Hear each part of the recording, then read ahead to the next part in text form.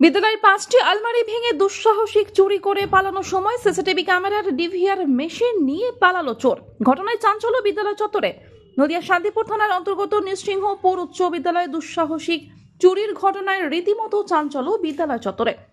বিদ্যালয় সূত্রে খবর, মঙ্গলবার সকালে বিদ্যালয় খোলার সময় নজরে আসে প্রধান শিক্ষকের ঘরের দরজা খোলা এবং ভেতরে 5টি আলমারি ভাঙা অবস্থায় রয়েছে। আলমারিতে থাকা নগদ 12,000 টাকাও গায়েব রয়েছে। এই চুরির ঘটনায় শুধু তাই নয়, চুরি করে পালানোর সময় নতুন সিসিটিভি ক্যামেরা এবং ডিভিআর মেশিন নিয়ে পালিয়েছে চোরের দল।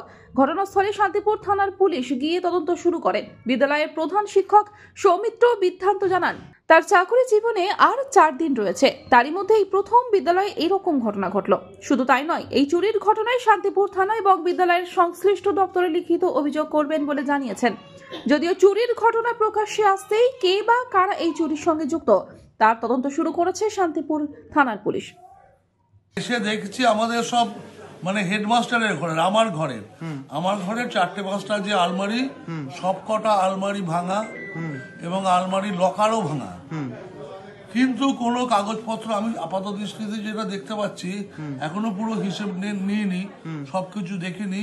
কাগজপত্র লন্ডভন্ড করেছে এমন কিছু দেখা যাচ্ছে না। লকার খুলে সেখানে যে কিছু টাকা পয়সা ছিল, সব মিলিয়ে হয়তো 10-12 হাজার হবে, ওই টাকাটাই গেছে। আর কোনো আমাদের এখনকার যে হিসেব এখনো পুরো বুঝে উঠতে পারেনি, সব তো তন্ন করে দেখা হয়নি। এখনকার যা হিসেব, কাগজপত্র লন্ডভন্ড কিছু নেই, এবার খুঁজে দেখতে হবে ভেতর থেকে কিছু গেছে কিনা। আর টাকা পয়সা যেটুকু আমাদের মনে পড়ছে তাতে 10-12 হাজার মতন টাকা নিয়েছে, ওপর দিয়ে নেমেছে। এবং সব থেকে যেটা, সিসিটিভির হার্ড ডিস্কটাই খুলে নিয়ে গেছে। এবং তাহলে কি অনুমান করতে পারছেন বা কোনো রকম স্ট্রেস পাচ্ছেন যে কে বা কারা চুরি করতে পারে? না, এই আমি কি করে বলবো। পুলিশ এসেছে এখানে, পুলিশ এসছে এখানে। তো আমি নদিয়া থেকে মাধব দেবনাথের রিপোর্ট, আনন্দ বার্তা।